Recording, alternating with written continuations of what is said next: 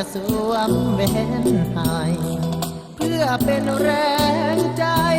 ยามเมื่ออายไกลตา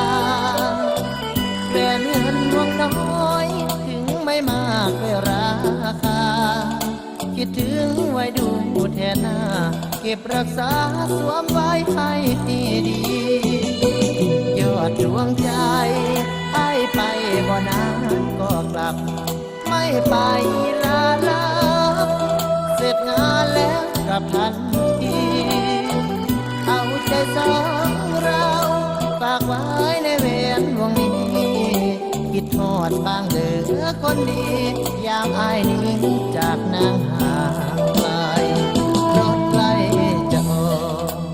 บอกเป็นเรือสุดท้ายคิดทอดเจ้าลายแต่อายจำเป็นต้องไปเบิ่งตัวเองเด้อฟังงานหนักพักบังดวงใจอย่าหักโหมเกินไปยิ่งไกลอายยิ่งห่วงเป็นอย่าหลงเชื่อใครในใจให้มีเพียงอายระวังผู้ชายอย่าให้จับมือเธอแทนหากรักกันจริงกลับมาคงได้เห็นเวรสวมนิ้วนางไว้แน่นหวังว่าแฟนอายคงไม่เปลี่ยนเลย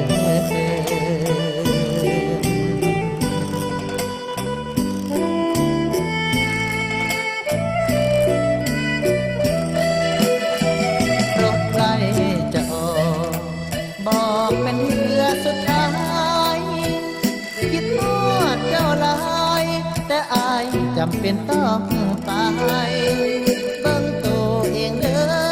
ฝันงานหนักพักบังดวงใจอย่าหักโหมเกินไป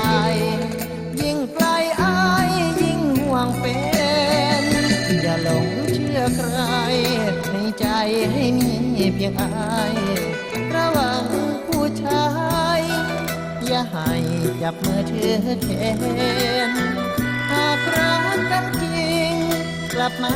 คงได้เห็นเวรสวมนิ้วนางไว้แน่นหวังว่าแฟนอายคงไม่เห็นเลย